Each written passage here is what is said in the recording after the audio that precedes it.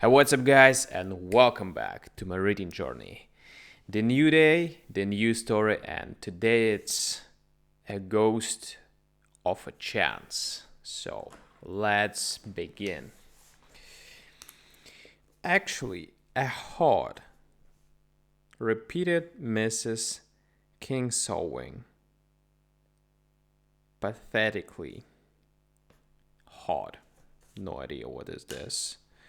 Mrs. Bellamy Belmore arched a sympathetic eyebrow. Thus she expressed condolence, condolence, condolence, and a generous amount of apparent surprise. Fancy her telling everywhere, recapitulated Mrs. Consolving, that she saw a ghost in the apartment she occupied here, our choicest guest room. A ghost carrying a hoard. I should know what does it mean, hoard. On its shoulder. The ghost of an old man in overalls, smoking a pipe and carrying a hoard. A very absurdly of the thing shows her malicious intent. Malicious intent. There was a king sewing that carried a hoard. Everyone knows that Mr. King Sewing's father accumulated his money by large building contracts, but he never worked a day with his own hands. He had this house built from his own plans, but oh, a hoard! Why need she have been so cruel and malicious? It's really too bad, murmured Mrs. Belmore, with an approving glance of her fine eyes about the vast chamber,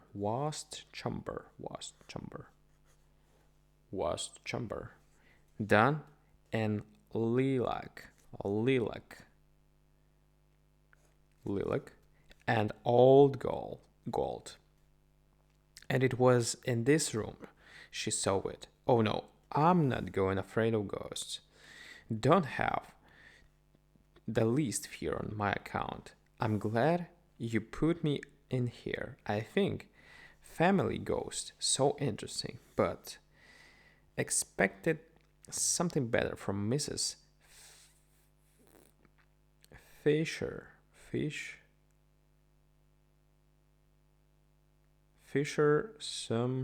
Sumpkins.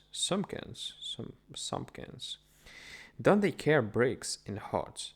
Why should a ghost bring bricks into a villa built on marble and stone?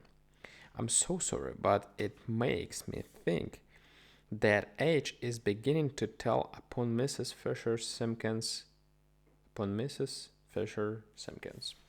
This house, continued Mrs. Kinsowing, was built upon the site of an old one used by the family during the Revolution. There wouldn't be anything strange in its having a ghost, and there was a Captain Kingsowing who fought in General Greene's army. Though we've never been able to secure any papers to vouch for it. To vouch. If there is to be a family ghost, why couldn't it have been his bricklayers?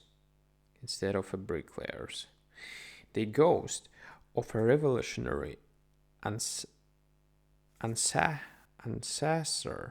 ancestor, ancestor. Wouldn't be a bad idea, agreed Mrs. Belmore. But you know how arbitrary and considerate ghosts can be. Maybe like love, they are engendered in the eye.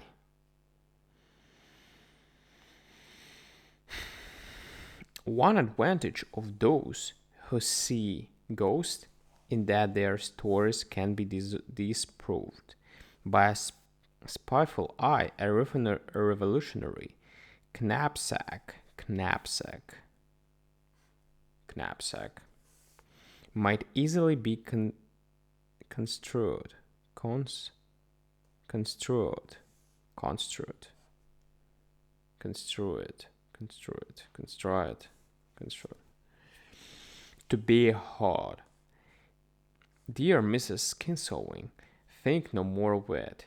I'm sure it was a knapsack.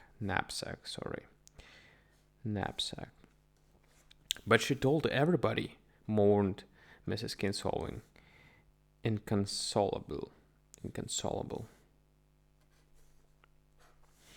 She insisted upon the details. There is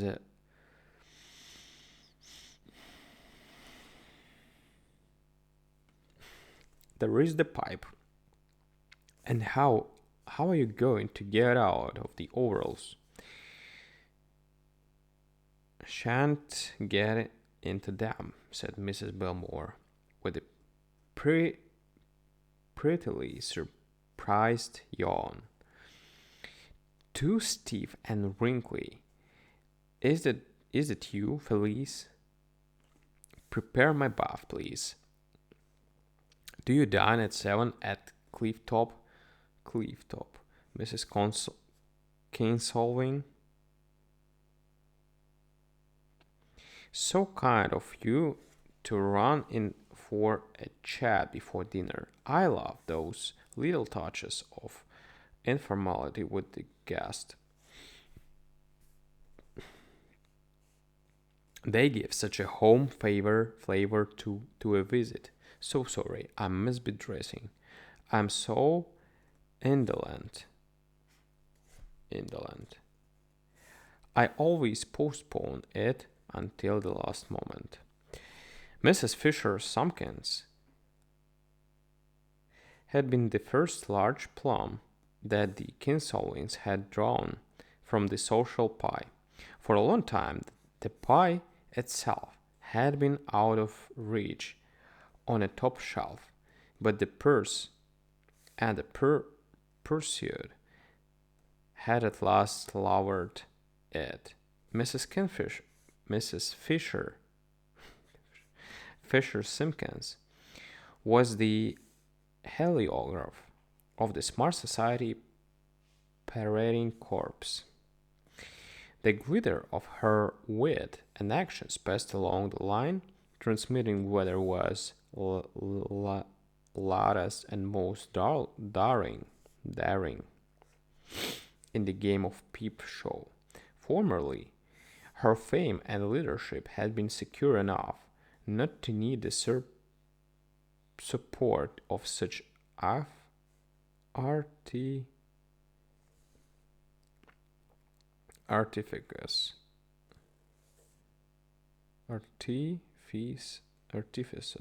artificers as handing around live frogs for favors at a cotillon. But now these things were necessary to the holding of the throne. Beside, middle age had come to preside incongruous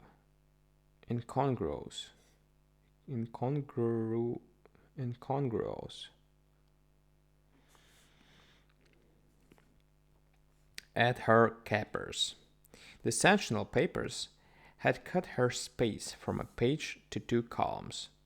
Her wit developed a string, her manners became more rough and inconsiderate, as if she felt the royal necessity of establishing her autocracy by scorning the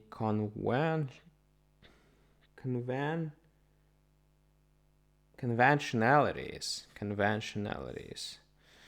that bound lesser potentates. Whew.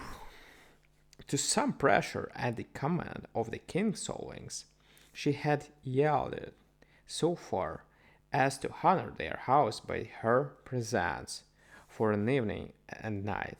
She had her revenge upon her hostess by relating, with a grim enjoyment and sarcastic humor, her story of the vision carrying the hood. To that lady, in raptures, at having penetrated thus far towards the coward inner circle. The result came as a crushing disappointment. Everybody either sympathized or laughed, and there was a little to choose between the two modes of expression. But later on, Mrs. Kinsolving's hopes and spirits were revived by the capture of a second and greater prize.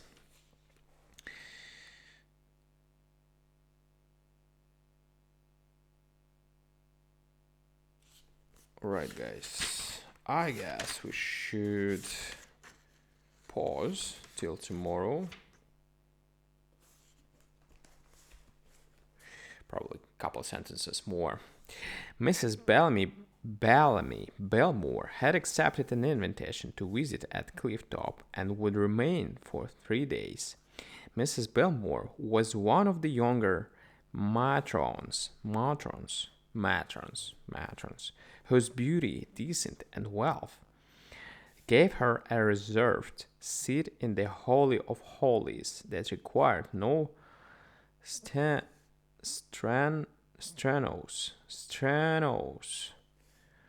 bolstering,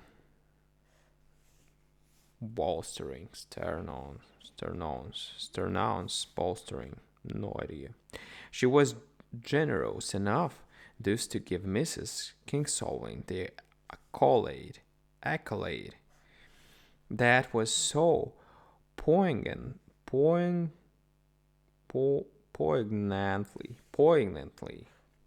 desired, and at the same time she thought how much it would please Terence. Perhaps it would end by solving him. Alright, guys, we're gonna pause till tomorrow, and yeah, let's continue with the second part, but tomorrow. Thank you for joining.